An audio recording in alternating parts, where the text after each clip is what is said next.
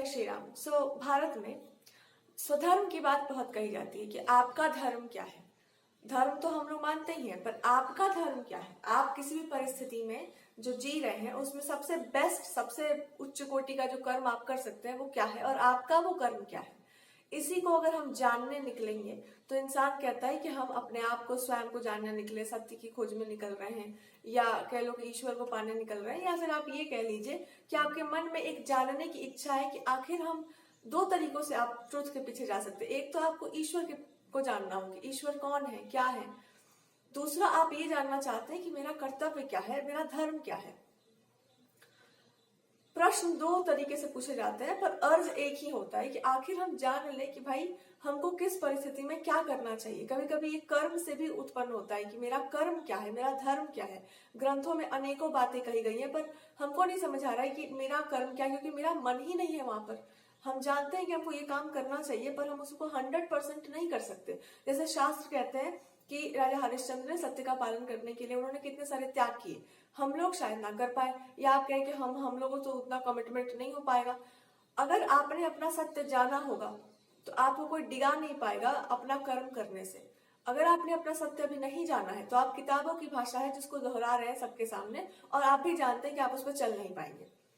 सत्य को जान लेना, या सत्य के पीछे जाना, या सत्य के में ही विलीन हो जाना, इसका प्रमाण यही है कि व्यक्ति उस रास्ते पर चलने लगता है।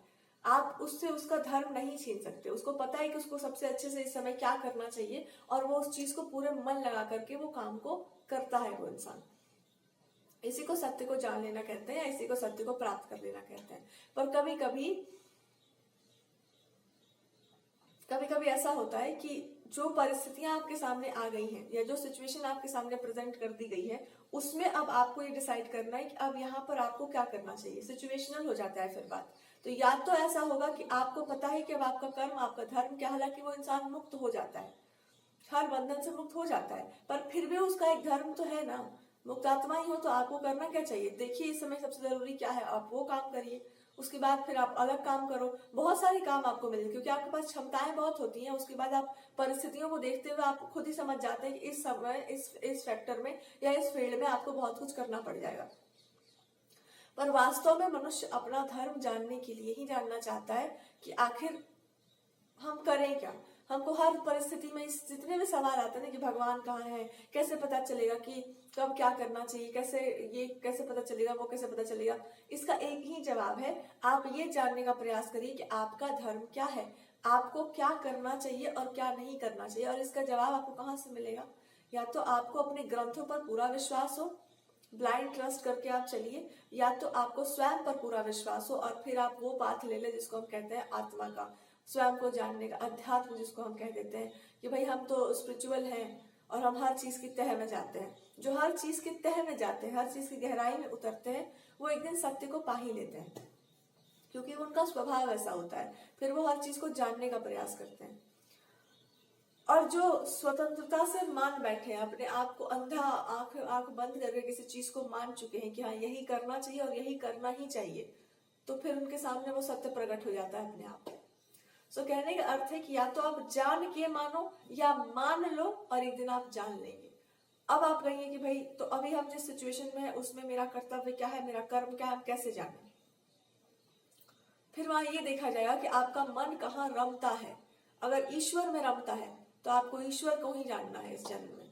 और आपका अगर ये है कि नहीं अब हमको क्या करना चाहिए, एक्चुअली इंपॉर्टेंस किस चीज की होती है, go for knowledge, go for knowledge. आप फिर ज्ञान मांगो, ज्ञान खोजो, ज्ञान में डूबो, फिर वो आप काम करो। बट इंसान के सवालों के जवाब उसी के पास होते हैं। जहां पर आपका मन रम जाए वहीं से आपको आपका सारा आंसर या सारा उत्तर आपको मिलना है। या ये कह लो कि जहां पर इसलिए कहा जाता है कि मन ही को ईश्वर कहा जाता है, बिकॉज अगर आपका वो मन जो है वो स्थिर है तो आपको हर सवाल का जवाब मिल जाएगा, फिर वो मुक्त भी है। लेकिन अगर वो अस्थिर है, अगर वो आपके नियंत्रण में भी नहीं है और आप जो मन करे सो किए जा रहा है, वो भोगों में जा रहा है, विलास में जा रहा है, तो आपको ले बीतेगा। लेकिन वही मन अगर स्थिर है तो आपको आपका कर्तव्य, आपका कर्म सबसे अच्छे तरीके से कराने में वही कर्म मदद करेगा, या वही मन जो है आपकी सहायता कर देगा। सो इट्स लाइक कि जो बोला जाता है हमारे ग्रंथों में, वहां बताया जा रहा है कि अगर आप, इसलिए डिवाइड किया गया था वर्णों में डिवाइड किया गया है हम लोगों को, ब्राह्मण क्षत्रिय जो भी वैश्य कहा जाता है। डिवाइड करने के बाद कर्म बताया जाता है कि आपका ये कर्म है, उसको डूब कर उस कर्म को कर डालो। लेकिन अभी तो वो डिवीजन है नहीं, तो अगर आपको खुद ही जानना हो कि मेरा कर्म मेरा धर्म क्या है, तो उतर जाओ एक ऐसे रास्ते पर जहां पर आप स्वयं को जानना चाहते हैं। रोज के रोज आप खुद को एनालाइज करने पर उतर जाओ, जहां पर आपका मन लगता हो उस चीज को पढ़ो, उसका अध्ययन करो। अगर वो नहीं हो सकता तो आप ईश्वर में ही विलीन या डूब जाने का प्रयास करो कि भाई आप भगवान है हमारे और अब आप ही में स्वयं को नष्ट करना है। लेकिन अपना कर्म करते रहिए। इसका मतलब ये नहीं कि आप पढ़ाई लिखाई छोड़ देंगे, अपना जीवन जो डेली रूटीन है उसको छोड़ देंगे, आप उसको भी कंटिन्यू कर रहे हैं, पर जहां आपका मन लगा हुआ है आप वहां पर सबसे ज्यादा हैं। और जैसे ही आप वहां पर सबसे ज्यादा है तो आप पाएंगे कि जहां जहां पर आपको होना चाहिए वहां वहां पर आप पूरे हैं, 100% है। ऐसा है कि फिर उसका भार जो है कोई और वहन कर रहा है, फिर आपको गाइड करने वाला कोई और है। लेकिन हर इंसान को पता होना चाहिए कि आपकी ममता, आपका मोह या आपकी मन की पकड़ कहाँ पर है। जहां पर पकड़ है वहीं पर रह जाओ, ताकि वो पकड़ या तो छूट जाए या तो उस पकड़ में ही आप चले जाओ, ताकि आपको एक दिशा मिल जाए कि आपको करना क्या है। और ये ऐसे ऊपर ऊपर से होने वाला है नहीं, इसमें पूरा डूबना पड़ेगा। अगर ईश्वर को मानते हो तो पूरा ईश्वर में ही डूबना पड़ेगा, फिर अपने आप को भूलना ही पड़ेगा। फिर वहां पर भक्ति केवल नाम की भक्ति नहीं, फिर वो ज्वलंत अग्नि है, आग की है एक तरह से, उसमें अपने आप को आपको तपाना है, जैसे मीरा तपी थी। और अगर आप और कोई मार्ग लेना चाहते हैं तो उसमें भी तपना है, उसमें फिर बुद्धि को गलाना है, फिर बुद्धि को ऐसा शार्प करना है कि फिर वहां पर कोई टिक नहीं पाए, फिर वहां पर तर्क वितर्क धर्म अधर्म जो भी है उसमें प्रश्न पूछते पूछते उतर जाओ उस चीज में जो आपको प्राप्त करना है। ये नहीं तो फिर क्या, और वो जो है उसको भी कोई नहीं जानता। सो अल्टीमेटली आप उस तरह चले जाओ। पर रास्ता डिसाइड करके एक बार हर गृहस्थ का, हर व्यक्ति का एक धर्म बन जाता है कि आप पहले अपने धर्म को जानिए, उसके बाद उसको मानिए, या उसमें फिर उसके बाद उसमें उतरिए। और जब तक आप नहीं जानते तब तक ऐसे ही बिहेव करिए जैसे कि आपको सच में नहीं पता है, वरना आप गद्दारी कर देंगे अपने आप के साथ। क्योंकि ऐसा है कि हम कभी 6th क्लास में पढ़े नहीं, पर हमको पूरा सिलेबस पता है, हमको सारे चैप्टर्स का पता है। कैसे पता है? साइकिक एबिलिटी है आपके पास, या दूसरों से सुन के पता है आपको? आपने तो क्लास किया नहीं है। तो जब आपने क्लासेस अटेंड नहीं की है तो उसके बारे में बोलने से बचिए, अदरवाइज आप खुद भी कंफ्यूज हो जाएंगे, दूसरों को भी कंफ्यूज कर देंगे। And if you are getting confuse in this whatever I am saying, तो मेरा इरादा भी आपको कंफ्यूज करने का I am trying to confuse you. I am just trying to tell you one thing, कि अगर आपने शुरू से ये मान के रखा हुआ है कि भाई सही और गलत होता है, और हमको पता नहीं है कि सही गलत क्या होता है, हम किताब पढ़ सकते हैं पर हमको सच में समझ नहीं आ रहा, मेरा दिमाग भ्रमित हो रहा है कि हमको क्या करना है और क्या नहीं करना है, तो आप इस बात को स्वीकार कर लीजिएगा। तो आप किसी की शरणागति ले लेंगे, आप किसी के सामने ऐसे हाथ जोड़ के झुक जाएंगे। जिनके सामने झुकेंगे वो बहुत ज्ञानी है, भगवान जी है वो, तो वो आपको गाइड कर देंगे। लेकिन जब तक आपको ये नहीं पता है कि आप कितने तुच्छ हैं, आपकी बुद्धि कितनी छोटी है, आपका नॉलेज अभी कुछ है नहीं, तब तक आप लड़ते रहेंगे, भिड़ते रहेंगे, कुड़ते रहेंगे।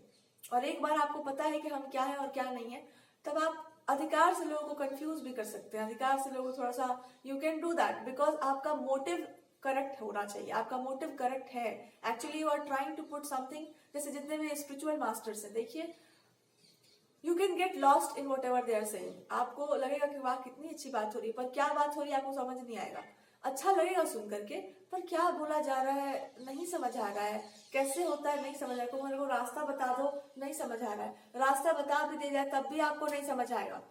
सो उनके पास अधिकार है आपको कंफ्यूज करने का, उनके पास पूरा का पूरा राइट है कि वो आपको शब्दों के भंवर में फंसा सकते हैं, वो थोड़ा बहुत इधर उधर कर भी सकते हैं। उल्टा रास्ता लेकर अगर किसी को सीधा लाना पड़े तो उनको पूरा अधिकार प्राप्त है। इसी को गुरु भी कहा जाता है कि आपको दंड से बांधना पड़े अगर गर्दन वो करके, तो भी लेकिन तुमको होश में लाना पड़ेगा। तो कभी कभी होश में लाने के लिए थोड़ा जोर से हिट करना पड़ता है, कभी कभी होश में लाने के लिए इंसान को भ्रमित करना पड़ता है। उसको अगर उसको सही रास्ते पर नहीं जाना तो उसको गलत रास्ते पर भेजो, यहाँ जाओ वहां जाओ, फिर अंत में वो खुद ही कह देगा कि नहीं जाना है हमको, आपको पता चल गया कि आपका सही रास्ता क्या है। और आपको सब कुछ जानते हुए भी अगर बाहर नहीं निकलना, तो फिर आपको उसका परिणाम दिखाना जरूरी है कि आप नहीं बाहर निकलेंगे तो ऐसा होगा वैसा होगा। आप बैठ के घर में देखिए, जो योग्य हो, जो पात्र हो, वो ऐसा एक्ट करे कि मैं कुपात्र हूं, तो उसका एक ही उपाय है कि फिर तुम उसका परिणाम देखो।